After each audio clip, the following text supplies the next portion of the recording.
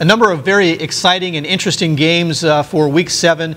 Perhaps none of them more intriguing, at least to me, than Courtland and Chancellor, a battle of very strong Spotsylvania County teams.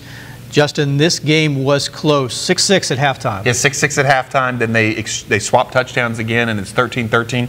And then Blair Lawson with the big 64-yard run, part of his 13-carry, 153-yard night for the Cougars, and that sparks a run of 3 straight Courtland touchdowns, and they pull away with it. You know, I think 34-13. I think it was much closer than that. Yeah. You know, the Cougars running game really sort of exerted its strength, I think, as the game wore on. Yeah. Lawson with 2 touchdowns carrying the ball in that one, but this was a matchup of 2 very talented running backs on opposing teams here, a theme that we're going to see a couple of times over the course of this week. Mario Wisdom from Chancellor, 20 carries, 109 yards rushing, was not able to get into the end zone though, and Chancellor had some missed opportunities in the first half. I know Coach Oliver was rather frustrated by they left some points on the field, as it were, only getting 6 points. Yeah, and he wanted to see a little better execution from his team, and you know, certainly a better result for his team. I know the Courtland fans were excited. We had a great picture on the front page of the whole newspaper there of Courtland fans.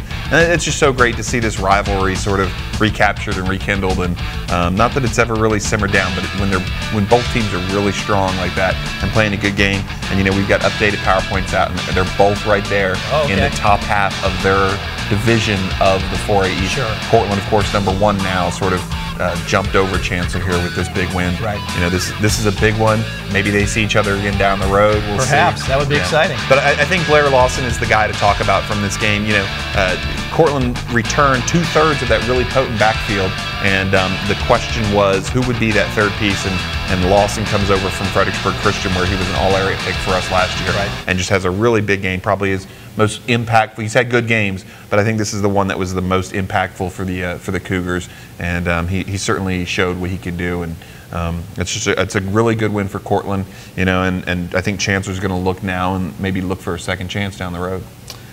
They've got a few more tough tests, or at least looming ahead of them. We won't get too far ahead on that, but Courtland, certainly a big win for them, sets them up nicely. We've seen them go on some nice long winning streaks over the course of regular season, putting themselves in good position for postseason. This certainly Blair Lawson has snapped into this offense quite well, but on the defense as well. They've got a lot of kids that go both ways, and I can't remember if he plays linebacker or defensive back. I think he's a safety, actually.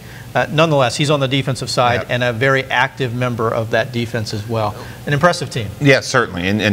But we knew that coming in. And it's not taking anything away from Chancellor, also a very good team. Sure. You know, these two are both in good shape, sort of control their own destiny.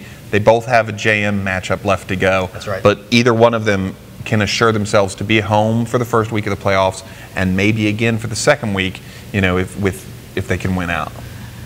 You love it when the PowerPoint starts getting, I love PowerPoints. That's awesome. Courtland with the 34-13 victory over Chancellor.